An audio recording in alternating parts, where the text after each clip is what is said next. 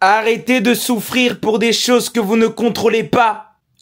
L'empathie mainstream, c'est du scam, c'est de l'envoûtement émotionnel. On vous a vendu un mensonge. On vous a dit qu'être sensible, c'est souffrir pour tout, qu'aimer, c'est pleurer dès qu'une personne pleure. Qu'être humain, c'est être perforé par la douleur collective. Tout ça, c'est du scam. La souffrance, c'est pas l'amour. L'attachement, c'est pas de la compassion. L'hyper-empathie, c'est une intoxication de l'astral. Quand tu souffres pour quelqu'un, tu amplifies sa vibration de souffrance dans ton propre champ. Tu te branches à sa souffrance. Tu n'aides pas du tout. Tu deviens une antenne secondaire à son propre chaos. Être affecté par tout, c'est être contrôlé par tout. Quand tu pleures à cause des guerres, quand tu pleurniches parce qu'on te quitte, quand tu veux sauver l'humanité à en mourir, c'est de la manipulation astrale. On t'a rien demandé. Tu n'es pas du tout éveillé. Tu es piégé dans l'émotion collective. On change le monde entier en se changeant soi-même.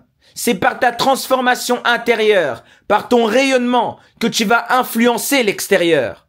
Arrêtez de vous forcer à souffrir. Arrêtez de souffrir pour des choses que vous pouvez pas contrôler.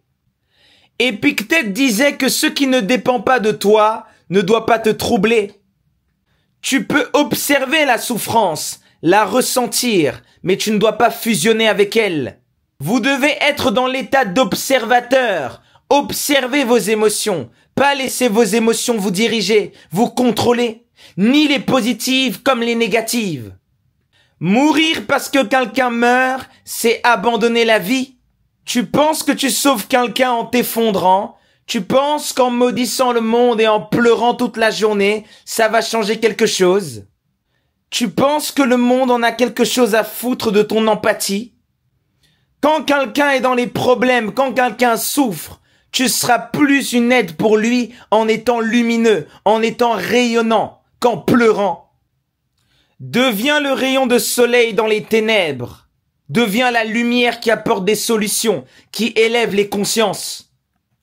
La compassion réelle est une fréquence silencieuse, pas une détresse émotionnelle. C'est ressentir sans absorber, comprendre sans s'identifier. Aimer sans s'enchaîner.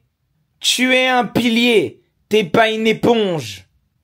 Le monde a besoin de gardiens de paix intérieure, pas des compagnons de chute, pas des gens qui veulent toujours vous maintenir dans des fréquences basses, des fréquences de médiocrité, des fréquences de perte, des fréquences de la vie est trop dure. Oui, on doit rester bas parce que en haut c'est trop dur d'y arriver. Non, les gens comme ça faut fuir.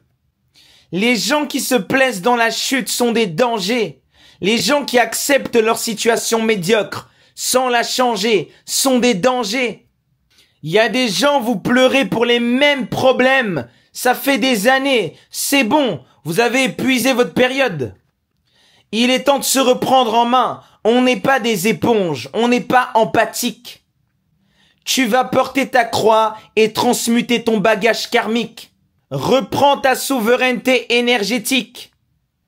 Tu n'es pas responsable de la pluie, mais tu peux construire un toit. Tu ne peux pas forcer l'amour de quelqu'un. Tu ne peux pas empêcher la mort. Tu ne peux pas te battre pour le monde entier, pour des choses que tu ne contrôles même pas. Mais en revanche, tu peux être un centre stable de conscience, un acteur de fréquence, une lumière dans le chaos. Arrêtez de vous crucifier pour des choses que vous ne contrôlez pas. C'est inutile. Ce n'est pas noble du tout. L'amour véritable ne souffre pas. Il élève. La compassion véritable ne pleure pas. Elle agit dans le calme, avec lucidité. C'est ta paix intérieure et ton équilibre intérieur qui sont ton rôle dans la guérison du monde, pas ton effondrement.